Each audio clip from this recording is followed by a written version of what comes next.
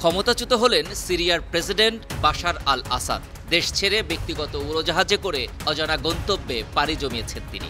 সিরিয়ার দুজন সিনিয়র কর্মকর্তার উদ্ধৃতি দিয়ে এ তথ্য জানিয়েছে ব্রিটিশ বার্তা সংস্থা রয়টার্স। তার দেশত্যাগের মধ্য দিয়ে অবসান ঘটল ৫৪ বছর ধরে আসাদ পরিবারের রাজত্বের।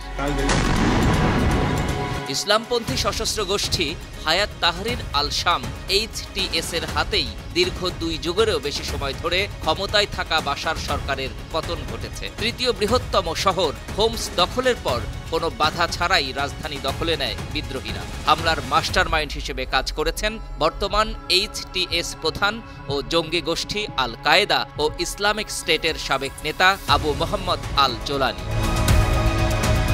কিভাবে ও কি কারণে বাশার আল আসাদের পতন ত্বরান্বিত হয়েছে তা নিয়ে শুরু হয়েছে আলোচনা। এ নিয়ে কথা বলেছেন মার্কিন think tank Near East South Asia Center for Security স্টাডিজের সহযোগী অধ্যাপক ডেভিড ডেস রোচেস।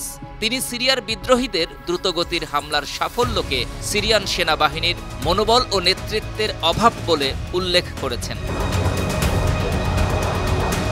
কাতার ভিত্তিক সংবাদ মাধ্যম আল জাজিরাকে রোচেস বলেন, ২০১৪ সালে ইরানি ও রুশ বাহিনীর হস্তক্ষেপের সময় থেকে আমরা শুনতে শুরু করি যে সিরিয়ার সরকারি বাহিনীর নেতৃত্ব সঠিকভাবে দেয়া হচ্ছে না। তারা যুদ্ধের চেয়ে বেসামরিক জনগণের কাছ থেকে ঘুষ আদায়ে বেশি মনোযোগী। প্রকৃত যুদ্ধ পরিচালনা করা হচ্ছিল মূলত ইরান সমর্থিত বিভিন্ন প্রক্সি বাহিনীর মাধ্যমে। রাশিয়ার বিমান শক্তি এই প্রক্সি বাহিনীগুলোকে সমর্থন দিচ্ছিল।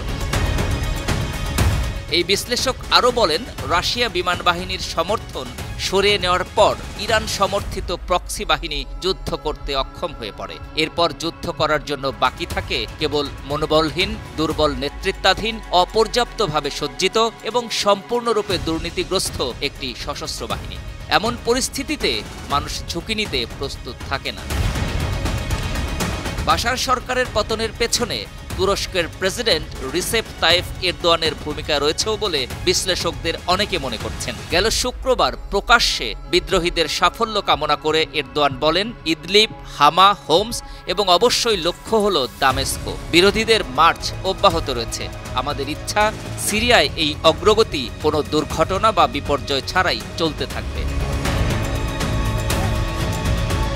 সিরিয়ায় বছরের পর বছর ধরে চলা গৃহযুদ্ধের গভীর ক্ষত এখনো দগদগে। গেল ৪ বছর ধরে যে অচল অবস্থা এবং স্থিতিশীল অবস্থা বিরাজ করছিল তা মাত্র ১.৫ সপ্তাহ আগে পুরোপুরি ভেঙে পড়ে। বিদ্রোহীরা হঠাৎ করেই কঠোর আঘাত করে, ফলে আসাদ বাহিনী প্রতিঘাত বা প্রতিরোধ গড়ে তুলতে ব্যর্থ হয়।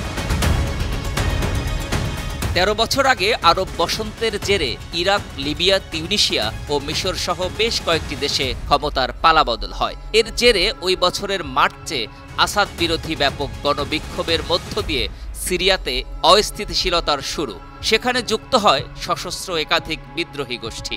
ওই সময় রাশিয়া আর ইরানের সহযোগিতায় সেসব বিদ্রোহ কঠোর হস্তে দমন করে রাজধানীর নিয়ন্ত্রণ ধরে রাখেন আসাদ। তবে এবার আর পারলেন না সিরিয়ার সদ্য সাবেক এই স্বৈরশাসক।